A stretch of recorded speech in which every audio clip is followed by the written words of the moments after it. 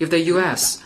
overlooks the interests of the two countries and the international community and is determined to fight a tariff and a trade war, China's response will continue to the end. What does the end mean? Remember, last month, China's foreign ministry said on X, if a war is what the U.S. wants, be it a tariff war, a trade war, or any other type of war, we're ready to fight till the end. They've told you. They've given you the blueprint. Let's go to That's a little fortune cookie. China. Great. I don't know. And by the way, the Chinese, if nothing else, the reason that we should go to war, they don't have one good dessert in the country. What is a Chinese dessert? Fortune cookie. It's a cookie with a piece of that's not newspaper. That's all it is. Somebody had extra time. And they're like, I'll write this on a thing, whatever. They put frosting on an eel. That's true. It's always, you get Asian, you're like, what's the Thai do? They have the sticky mango rice with the coconuts. That's pretty good. But you know what? Comment below if I'm missing something. Do the Chinese have any good desserts? I don't know.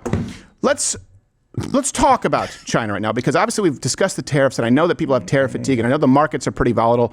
But I want to be clear about something here. The tariff war that is going on, it is necessary to avoid a real war, to avoid an actual physical war. Let me ask you this. Do you doubt that the end game here is war with China? Do you doubt that at some point the Western world is going to have to go to war with a communist dictatorship who, by the way, has said that they seek to destroy and undermine Western civilization?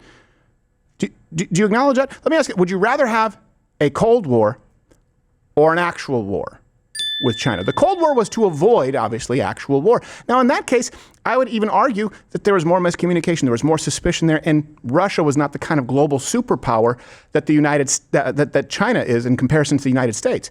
China has used our systems to subvert them, and they seek to destroy the United States. Let me even go one step further. If some people will say, well, their goal is just to basically take over our economy. Okay. So let's say that happens and they cripple us. Do you honestly believe that the Chinese at that point won't strike? You think it ends with you stay over there and we stay over here? There's going to be a clash. And I want to give you an example here, too. We can kind of see what would happen with some industries.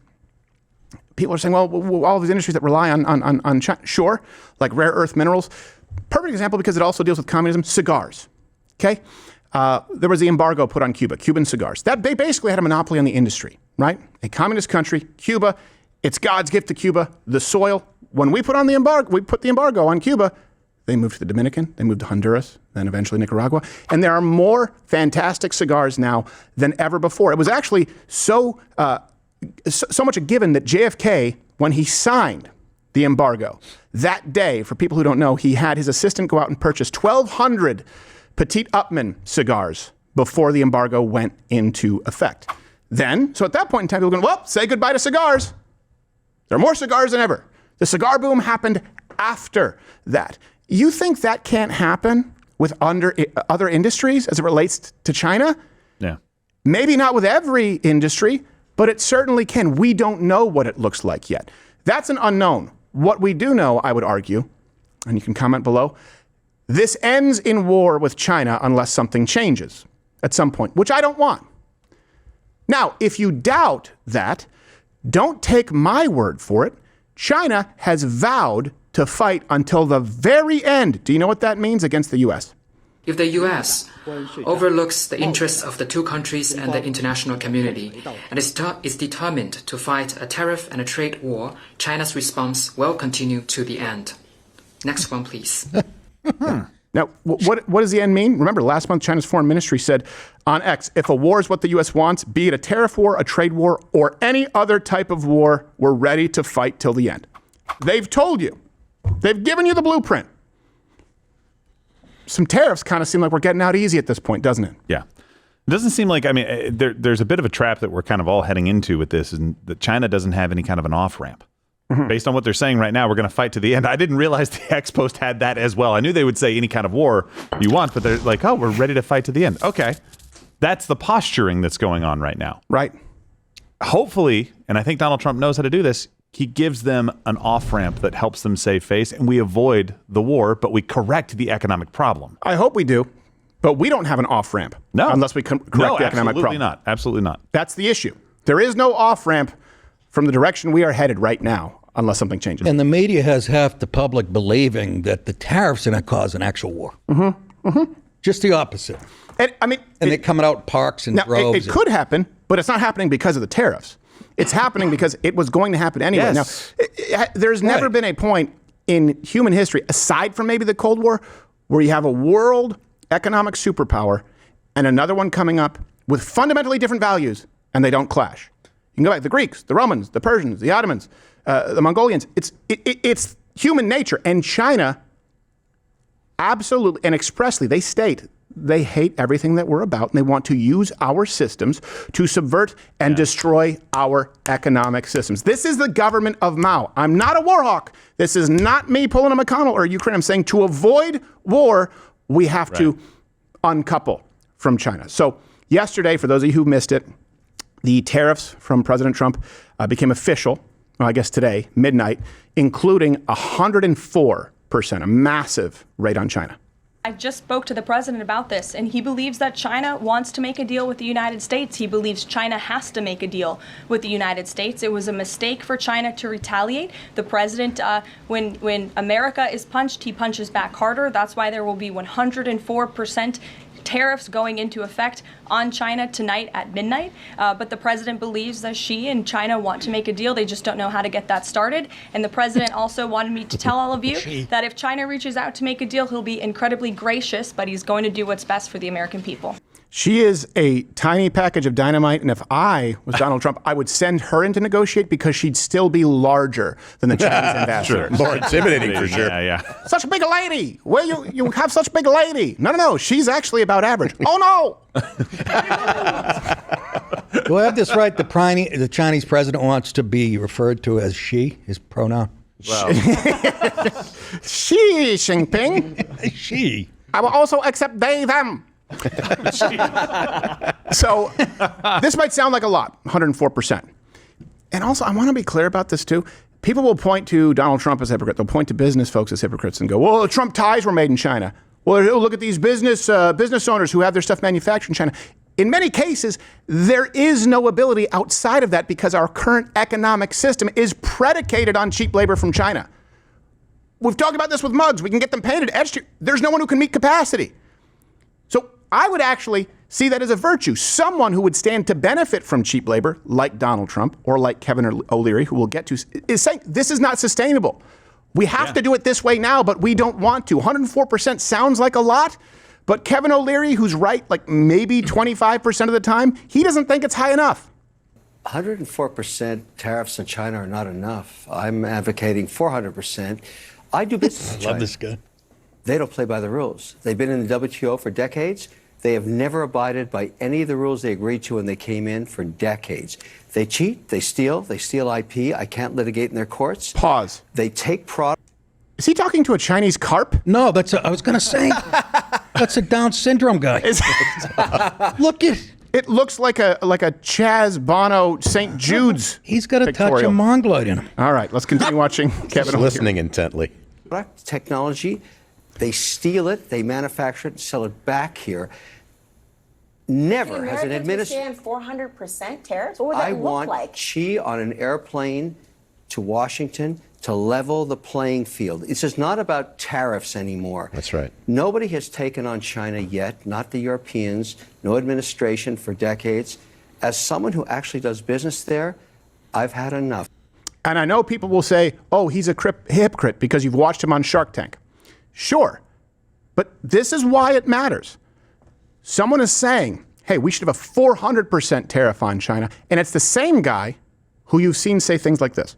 You said before that you wouldn't consider. I'm not going to consider. I'm just saying we wouldn't be able to. But let's just test that for a moment. Okay. Let's just say for a sec that a manufacturer in Asia could make it for $150 in quantities of, let's say, 1,000. All right? That puts you in business right now, my friend. You'd be in business with a distributor that you're not doing any business with right now. And yet you're saying no to that. Why? I believe I can make it. I know I can. Donnie, you can't solve the problem we're talking about here. One man can't do it. I'm talking about the problem of getting it done offshore. There's a reason that's happening. And there's a reason that a lot of the furniture manufacturers are coming back.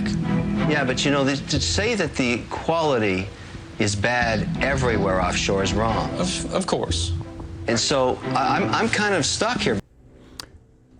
He understands the systems that exist. We talked about cigars. Okay, cigars in Cuba. All right. Let me ask you this. We are very much at this point, we are reliant, for example, on China, not just for rare earth minerals, but really we don't have the ability to process them. Okay. There's been a discovery recently. I can't remember if it's cobalt or lithium, Salton Sea. There's nothing else there. It's awful. It's like hell on earth. Where is it? Salton Sea, California. Right outside, kind of between Palm Desert and Los Angeles. Oh, okay. All right. Yeah. Used to have a yacht club there, and Barack Obama, during the stimulus package, pumped about $7 million into a yacht club that hadn't existed for decades. Really? It just smells like death. It's dried up. It smells like sulfur. There's a hobo town called Slab City. We could use it for lithium. We could use it for whatever rare earth minerals and put the processing facilities right there. Well, we can't because there's likely some kind of eco regulations that don't. You don't think that we could make that cheaper to use resources from our own place that is being used for nothing else in the Salton Sea with plenty of land to set up the processing facilities? You don't think we can make that more efficient than importing it from China or taking minerals from another country, rare earth metals, sending them to China to be processed? We could do it all right here. No one is doing it because it's impossible. And again, the regulations are predicated on the idea of, well, no one will do it here because it's cheaper in China. Because you have made it cost prohibitive. Yeah. Well, and I want to go back to Kevin O'Leary's point, because his point is the overall point, and people are missing this. We're slowly heading towards an inevitable death in this country if we don't address this problem. You brought up the example of Russia in a Cold War. The reason it's different is because when we were going against Russia, our businesses weren't tied economically to Russia. We didn't have corporations going out there and doing the bidding of the Chinese party, essentially, to curry favor and to make sure they had favorable agreements. Right. We do have that now.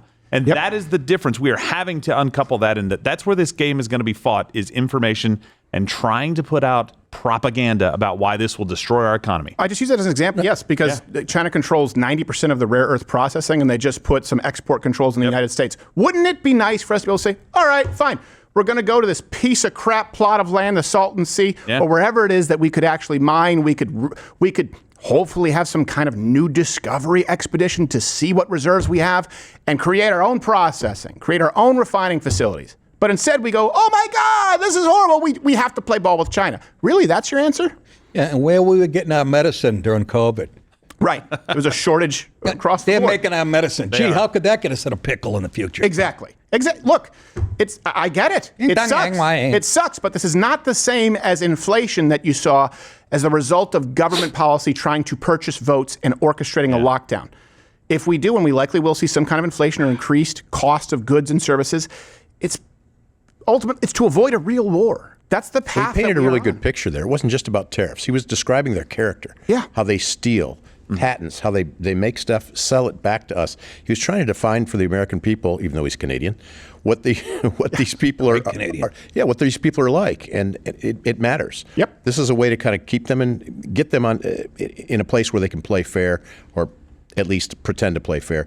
And the number of the tariff doesn't matter. Here we have China, additional 50%? Yeah, on top of what? On top of what already? Yeah. On top of, in some cases. So it's 104% total. Yeah. Oh, sorry. From China. Ours is 104. They had 30, it depended on the industry. Some industries were 36, some were. Well, theirs is probably at least that because it's on top of already. Right. And Noodles, you had something? Research sent in two things. First off, it was $540 billion worth of lithium discovered in the Salton Sea. That's a lot of nuts! Whoa. I was going to ask about that. So that's a lot. And then the inevitability of this clash you were referring to, you even mentioned Greece. It's called the Thucydides trap. It's a deadly pattern of structural stress that results when a rising power challenges a ruling one. Jeez, I can't talk. Phenomenon as old as history itself about the Peloponnesian War, devastated ancient Greece. The story in Thucydides. I don't really need an abstract. I don't really need an abstract on that. Okay. It's like, oh wait, someone's coming up and wants your shit. Got it. The big thing: these conditions have occurred 16 times in history. War broke out in 12 of them. So. No, it's occurred far more than that. It's pretty much been every war, a war over resources, someone developing into a problem. I mean, you could even relate it to the tribes here. I mean, North America, the Algonquins and the Iroquois. One of them was nomadic, one of them was sedentary. I don't really care because we beat them. They didn't use the wheel. So this comes down to who in this war, trade war, blinks first, right? And again, this is all posturing to avoid a real war. The Chinese side, they're confident that America is going to back down. How can you tell if they're blinking? It's exceedingly difficult. You ever have an Asian lady wink at you? You're like, is that a pass or what? Yeah, exactly. They do think that we're going to blink first. And just watch Einar Tangen talk about this from the set of The Frighteners. A lot of people who elected Donald Trump because they thought he could control prices will be calling for his head. This is what's so odd. I mean, the idea is that Trump is trying to bluff somebody, but they've seen his hand. And China is calling it. They are absolutely resolved. Yeah. They've seen his backhand. I hope so. What did the CCP send you out to do that? They've seen our hand. Yes, our hand is that we control everything. Consumption in the world right now. Right. So if you don't have us, good luck. By the way, going back to Cuba, you know one of their main trading partners? China. Oh, why? Hey, if communism worked, why would our sanctions, why would our embargoes with Cuba affect them at all? They've had Russia, they've had China, and they still have taxi cabs from the 1950s because China is a cheap goods economy. It cannot provide the bedrock for an industrial, for a technological, for an innovative revolution in Cuba. They can't. If the United States, well, if Cuba, of course, got rid of their communist regime, if the United States opened up to Cuba, I mean within 2 years, within 2 years, they could be brought into the New World. That's the power of the United States. China, huge population, huge country, huge economy. They can pull no one else out from poverty. It's not possible. So even if you hate the United States, do you want the rest of the world to look like the slave class of China? Or would you like to see, for example, Cuba divest from China and say, okay, come on in. Now you have imagine Cuba tomorrow. Okay, you can have cars finally. Okay, you can get soap.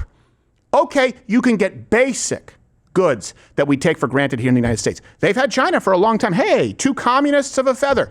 Doesn't seem to work out. That's something that people just fail to realize. If China becomes a superpower, they not only can't pull countries out of poverty, they will plunge every country they possibly can into poverty in the name of their great Maoist ideal. So this man here says, China's in charge, and I don't even know what he's saying. I know that the President Trump's team begs to differ. Ladies and gentlemen, we have breaking news. That's what's going to happen. What other presidents allow China to get away with is absolutely criminal, but I'm not like the other presidents, and it's not going to happen under President Trump. It's just not going to happen. Maria, I think it's unfortunate that the Chinese actually don't want to come and negotiate because they are the worst offenders in the international trading system. They have the most imbalanced economy in the history of the modern world. Yep. And I can tell you that this escalation is a loser for them. I'm telling you, these countries are calling us up, kissing my ass. They are dying to make a deal. Please, sir, make a deal. I'll do anything. I'll do anything, sir. And then I'll see some rebel Republican, some guy that wants to grandstand, say, I think that Congress should take over negotiations. Let me tell you, you don't negotiate like I negotiate. By the way, I love that his voice is like the black comedian's white guy voice. Mm-hmm. well, I don't think we should negotiate. That's right. The bottom line in all this is for the banana in the tailpipe. Yeah. There's not a country out there. I mean, they need us. Yeah. Every country out there needs us, including China, more than we need them. Yep. Just say that, but of course they. Yeah, both. And you know what? We're not going to be there for any of these other countries if we're dependent on China and they decide to pull the rug out from under us, which is their plan. They've said so. The rug's not even made in China. It's made in Iran. Remember that when people said Persian rugs were good investments? Yeah, it turns out that was a crock. It was like, boy, I lost a leg on that one. Yeah, me too, on Beanie Babies and Pogs. So instead I'm not like other presidents. No, Jeff's dad lets him play ball in the house. I'm not like Jeff's dad. Yeah, exactly. Yeah. I'm different. Jeff's dad's head comes to a point. That's right. Not like those other parents. Jeff's dad's, look, a lot of people say this. They say he's a bitch. I say, I can't believe they say, whoa, what a bitch. His mom sleeps around. It's well known. She does? We're not even sure that Jeff's dad is, frankly, Jeff's dad. Like those two lesbians with IUDs. Can't figure it out. It was a troll.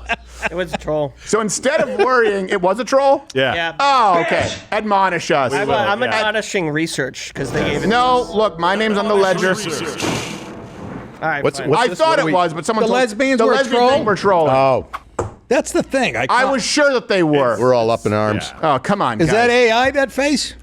Now, if I were a cop out, I'd be like, well, see, the point remains because you can't tell reality from true, but we should have done better. So, Well, how do you figure it out? It's very difficult. They say this is a troll account, and you go, oh. Yeah. I always comment on shit, and then people are like, do you realize that was a troll? I don't give a shit. I'm still unloading. Yeah. So good Realize? Just looking for a reason. I got high blood pressure. I need this. You can't swim with Trolls are pigs. helping me. You can't swim with pigs every day. That's you need to have right. some kind of a... Instead of worrying about defeating China, though, Stephen Colbert, well, I should say, instead of worrying about defeating China or writing jokes, Stephen Colbert is focused on Nintendos and iPhones or something. The tariffs are already hitting America right in the joystick because gamers were supposed to be able to order Nintendo's Switch 2 starting tomorrow, but now Nintendo has delayed Switch 2 pre-orders in the United States over the Trump tariffs. What? I need my Nintendo. What am I supposed to do without our new Mario game? Take a bunch of mushrooms and jump on turtles in real life? Maybe write jokes. That's what got me banned from the petting zoo. 104% Chinese tariffs are going to make everything more expensive. iPhones, laptops, those wonderful knockoff toys you can find only at the gas station like New Style Ninja Tortoise, Trayer Fomos, and my personal favorite, Special Man. See, that's China funny, but also you stated didn't that write it. China will never accept it. Oh, no. Now we're in a trade war with China. Save us, Special Man. Here's the thing. He's so bad at writing comedy that I don't know what he's trying to say. It sounds like he's saying, oh, no, we're in a trade war with China, as though that's a good thing, like he's being sarcastic. It's like he didn't study presenting a point of view because he doesn't actually have one. Everything is inauthentic. Yeah. Sorry, leftists. Look, not everything goes as planned, especially when you're dealing with a communist dictatorship. Unexpected events come up, even when you're having just your morning cup of coffee. Hey, if you're still watching, this is the part where I increase interactions and tell you to comment below. What do you think? Right, because that works. But if you don't, you can just click one of these videos playing in a similar vein, or it may autoplay. Ooh, that's fun.